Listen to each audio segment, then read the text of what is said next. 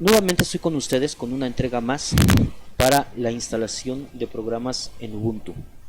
El objetivo de este pequeño tutorial va a ser trabajar con ciertas utilerías que nos sirven dentro del entorno de Ubuntu para manejo de imágenes, para edición de video y para captura de pantalla del video, así también como algunas utilerías para el manejo de repositorios mediante Git y el acceso mediante SSH a servidores remotos.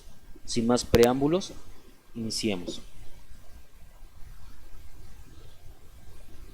Para poder configurar estas utilerías, lo que hicimos fue crear un conjunto de scripts que hacen una instalación desatendida de las mismas con el objetivo de hacer más rápido el proceso de instalación.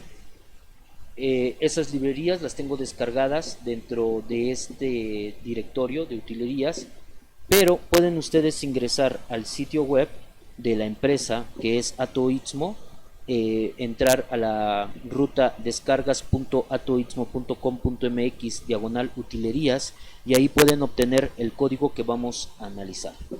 Una vez que ya descargamos el código, mediante línea de comandos podemos ingresar a nuestro editor preferido, que en este caso va a ser el Visual Studio Code, y con esto nosotros vamos a empezar a trabajar con esas librerías.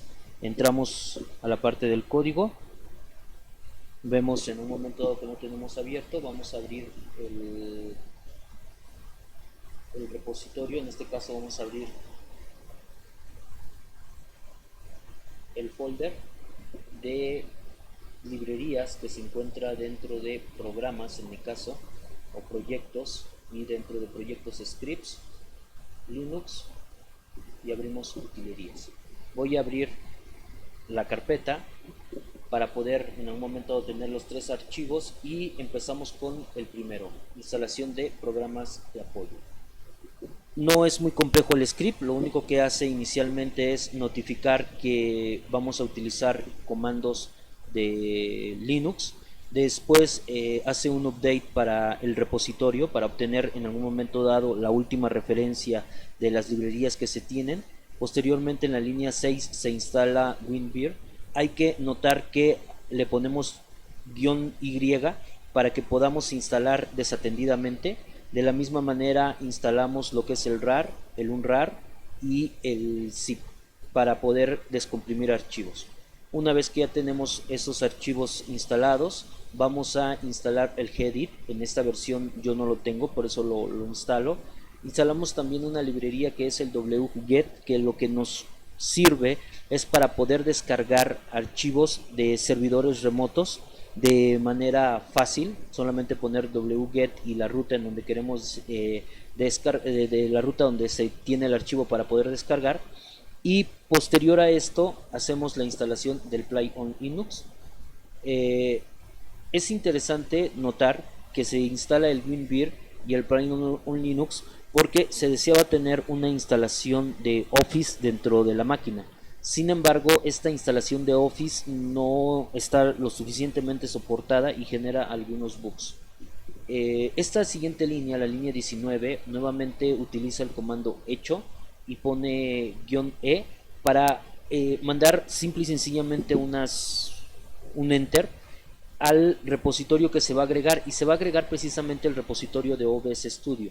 Posterior a esto se actualizan las librerías, se instala el mfpeg, se instala el OBS Studio, y todo esto se hace de forma desatendida.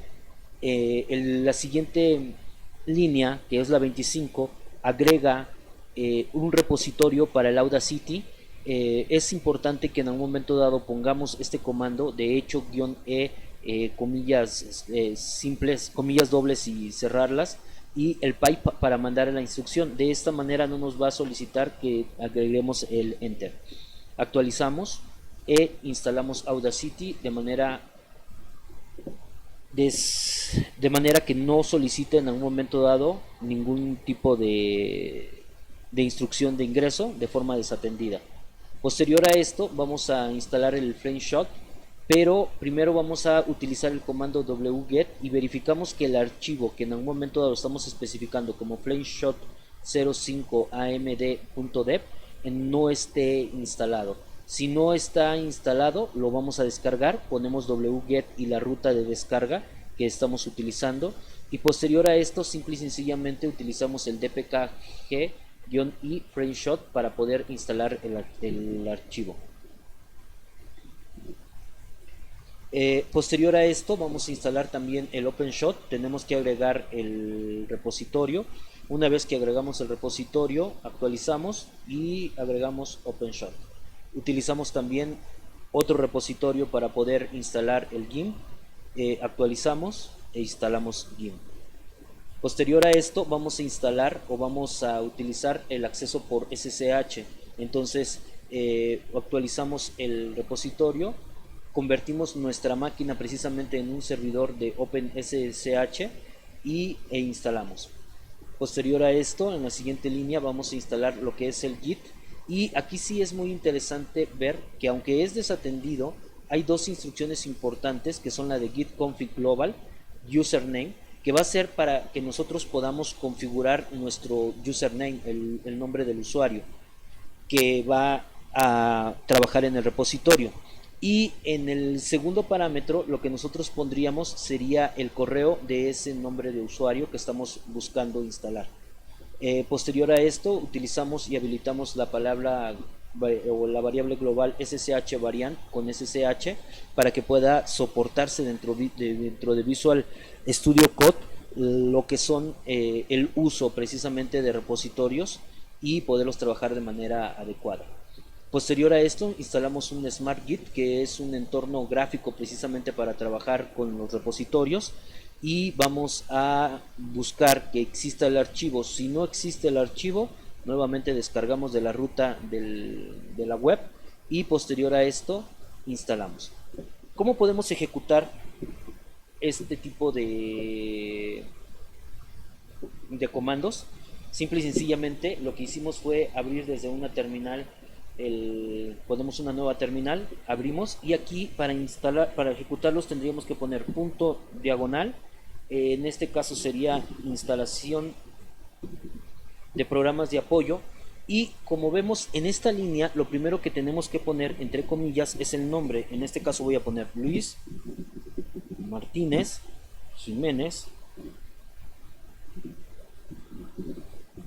y posterior a esto el correo que corresponde precisamente a Luis Martínez Jiménez, que sería luis.martinez@atoizmo.com.mx. Una vez que hacemos esto, damos enter y empieza la instalación desatendida, y hemos probado este script varias veces teniendo gran éxito. El siguiente archivo que vamos a analizar va a ser precisamente cuando no tenemos configurado nuestro idioma en español. Entonces, ¿qué hacemos? Volvemos a notificar que vamos a utilizar comandos bash para Linux. Después de esto, lo que vamos a hacer es instalar de manera desatendida el paquete de lenguajes en español, la base de ese paquete de lenguajes en español, el soporte para los paquetes en español. Ponemos un corrector en español para los que tenemos mala ortografía o que en un momento dado no podemos corregirlo. De la misma manera agregamos el corrector, agregamos también el paquete en español para el LibreOffice, que es el que se está trabajando. Bajamos y descargamos los manuales que en algún momento dado se encuentren en español, y reconfiguramos en algún momento dado el ambiente local. Y aquí, después de reconfigurar el ambiente local, simple y sencillamente hay que buscar que seleccionemos ESMX UTF-8 como lenguaje predeterminado. Una vez que nosotros tenemos seleccionado ese lenguaje, simple y sencillamente vamos a ejecutar un comando. En este caso va a ser utilerías, y nuevamente ponemos punto diagonal, y en este caso se llama instalar español. Si se dan cuenta, a diferencia del comando que vimos anteriormente, que era instalar programas de apoyo y que recibía dos parámetros, en este caso, este nuevo bash no requiere de la utilización de parámetros porque no se están especificando. El tercer archivo que vamos a analizar es precisamente solamente para analizar es el de la instalación de Office, aunque esta instalación no la vamos a ejecutar, no corrió de manera adecuada. Sin embargo, hay varios conceptos interesantes dentro de esta instalación. ¿De cuáles son los conceptos interesantes que vamos a tener? Primero, determinamos que el archivo zip exista, lo descargamos. Si en algún momento dado no existe, descargamos el archivo, verificamos si ese archivo o ese directorio ya fue descomprimido. Lo que vamos a hacer es borrar todo el directorio para poder tener en algún momento dado una instalación limpia. Descomprimimos el archivo y me va a crear esta carpeta de instalación, y después con esta instrucción estamos creando una variable de entorno que se llama WinPrefix, y estamos creando dentro de la carpeta local. Es muy importante que verifiquen que tenemos esta tilde y una barra invertida para poder en algún momento dado configurar la carpeta local del usuario que se encuentra actualmente activo. ¿Esto qué significa? Que si yo me encuentro en cualquier parte, yo puedo poner, por ejemplo, dentro de la línea de comandos, voy a abrir una nueva línea de comandos, y yo me puedo ir y le puedo poner cd y le pongo la tilde, automáticamente se va a ir a la carpeta del usuario. Entonces esa tilde lo que está haciendo es que dentro de esa carpeta del usuario va a crear este archivo oculto o esta carpeta oculta, y que en algún momento dado dice que los archivos de WinArch va a ser en la versión 32 bits, para que Wine, cuando instale en algún momento dado el setup que es el de instalación de Office, lo utilice a 32 bits, derivado a que esa fue la versión que nosotros trabajamos. Si queremos sacar a 62, aquí cambiaríamos a 62.